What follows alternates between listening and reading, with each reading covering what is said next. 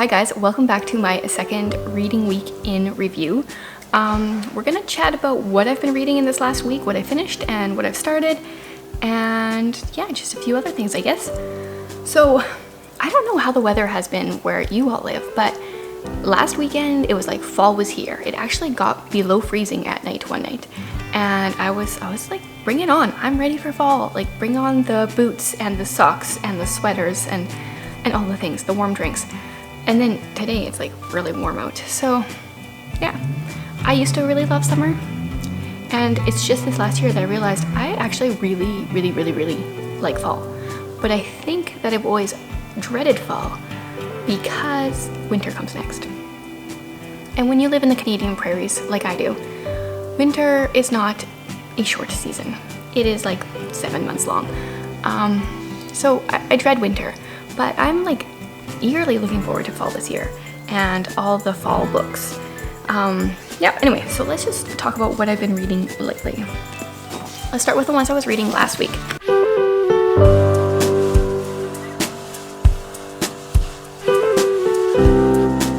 Okay, let's go into this one.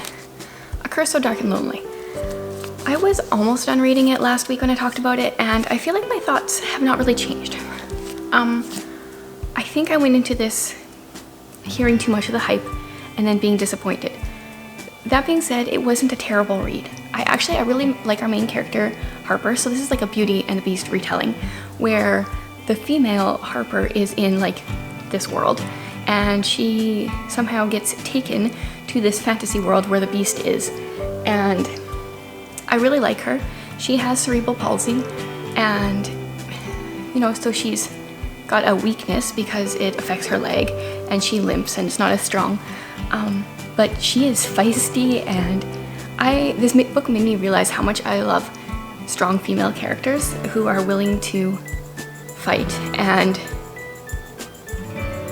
I don't know, just think creatively, I guess maybe, but also have a tender heart at the same time. So there was a lot of things about this that I liked. I just think I went into it with too high of expectations, and therefore it didn't quite live up to them. I do believe this is going to be a 4-book series. So the next one, it's called A Heart So Fierce and Broken, I think. That was already out, and I think it follows like some of the characters from here, but is no longer like following the Beauty and the Beast retelling because, well, yeah, it has to a bit, because like this obviously doesn't wrap up the way Beauty and the Beast does. I have ideas on where the next one's gonna go. I did request it from the library, but the other ones aren't out yet, so I don't know if I want to continue the series now or maybe just wait until all the books are out. I kind of hate starting a series and then having to wait for more. But anyway, that's that. I was also reading The Great Trouble, and I don't have much more to say. I think I was raving about it a lot last week. So this is a historical fiction middle grade book when there was a cholera outbreak in London in like 1850s, 1854 possibly. Really good, way better than Fever 1793. Yeah, I wish this was on audio because I would love to listen to this with my kids. I'm terrible at reading aloud to them, so I know it won't happen, but I would like to get my hands on a copy and have this for our house because this is a library one. I really enjoyed this. What did I read next? I think after that. So on Monday I had my library TBR go live, so I actually read one of the books off of there already. I'd tell you I love you, but then I'd have to kill you. This one was recommended by a subscriber, and this is really, it's kind of like these girls are at school, and instead of Harry Potter and wizardry, this is girls and spies. So they are trained at this school to be international spies and learn all the languages, and their classes are like covert ops and that kind of thing. This was definitely written, it's written as the 16-year-old girl is writing to you. So she knows how to be a spy, she knows all the spy things, but she meets a boy and she doesn't know how to interact with boys because this is an all-girls school and she's not allowed to tell them she's a spy. And I might have enjoyed this book in high school, like it felt too young for me now. But if you're looking for like a really light, kind of funny, quick read. This one is pretty good, I guess. Definitely not like what I would like to spend all my time reading these days, but it was something different. After that, I read, this one. The Reckoning of Gossamer Pond. I really enjoyed this one. So this one's hard to describe. Even like I read most of the back before and I was like, I don't even understand this. So we're following two different timelines here. So we're in 1907, we're following a woman named Libby who works at a newspaper office, and she's getting obituaries sent into her before people are dying, but then like they show up dead later that day kind of thing. And so she's trying to figure that out. At the same time, there are these brothers that are having like tent meetings, like a revival meetings, and they're twins and they're kind of creepy. There's like this book, I was reading this on one day when it was so cold, and I was just like, I had my little electric fireplace going and it was just perfect. This was like such a good mood read. It was like kind of chilling. Okay, so that's our 1907 timeline, and then the other one is like present day or so, and we follow a woman named Annalise who has some secrets of her own, but someone dies and leaves her. First of all, in his trailer he has like hundreds of pictures of her, and she's never met the guy, and he leaves her his trailer, and so there's kind of like this mystery to solve and all this suspense stuff. This was really well done. In some ways it reminded me of Kate Morton, but like much more concise, much better. The modern day story kind of reminded me of the more typical Christian suspense / maybe a little bit of romance books, but the added element of that other timeline, I really enjoyed this, and I'm really excited to pick up more of Jamie Jo Wright's books because this made me a big fan. Okay, and I've read another book from my library TBR because, I don't know, I picked this one up. If you watched my library TBR video, you may know that I was not excited about this pick. A low star prediction actually came up, and that's why I got this one. So in this one, there is a couple who's having a rocky marriage. This is back in, it's like historical fiction romance kind of thing, back in 1867. So he goes off one day to go do some businessy stuff, and he's supposed to be back in a week, and he doesn't come back. And some things happen to him and he becomes a changed man. But she thinks he's dead, and he ends up coming back to town, but she doesn't recognize him. And, you know, like there are a lot of good faith points in here about like forgiveness and trust. At the same time, there's like so many cliches in this book that I just really don't enjoy. I don't like it when couples don't communicate. I wouldn't like it if my husband was like around town and recognized me and knew who I was and was just watching me instead of being like, hey, I'm alive. Like,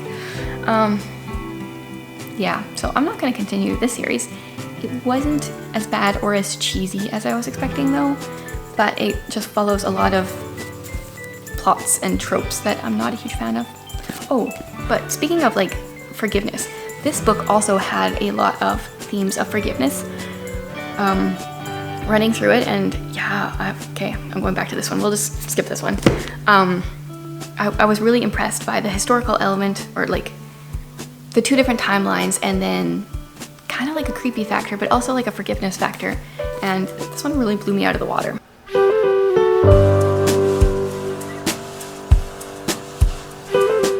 What I'm reading right now is Une. This one I'm going into with low expectations. I'm not very far. I am 50 pages in, and I just saw a really cool page. So this is a mixed media book. Look at all these pictures. So it's different emails and things after this, our main characters, their planet has been attacked, I think. I'm not really sure what's going on yet, not far, but it's emails and interviews and all sorts of things like that. And we'll see what I think of this next week, I guess. I'm also, I finished listening to The Call of the Wild and Free. That is a homeschool / parenting book. I really enjoyed it. It made me want to get outside with my kids more. It made me feel very secure in my decision to homeschool and my ability to homeschool, which I didn't need much reassurance, but it also felt good at the same time. The author, I believe, follows the Charlotte Mason method when she homeschools, but she also made me feel really good about how we are more of a relaxed homeschool / unschoolers.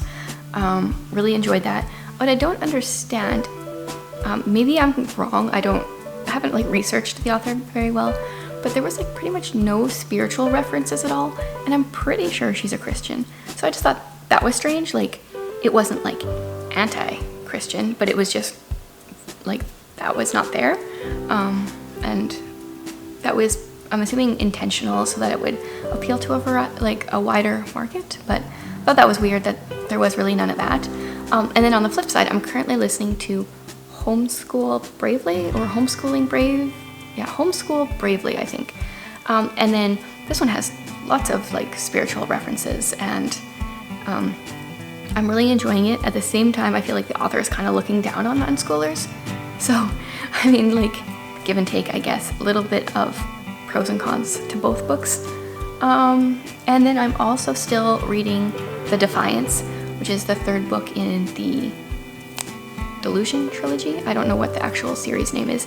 That book is being released in October, and I got on the launch team, so I'm reading the book early. I'm not very far in it still, but I was kind of waiting for the weather to like cool down and, you know, be less warm and sunny out.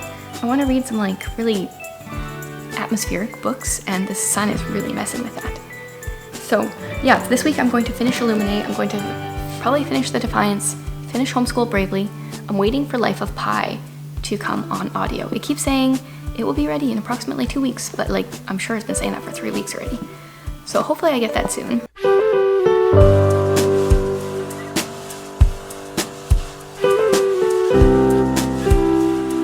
And then as far as like what's been going on my channel this week and like life updates, well, like I keep mentioning, Monday I had the library TBR go up. That was really fun because now that the libraries are open again, and probably especially because they were closed for so long, I've been requesting all of the library books.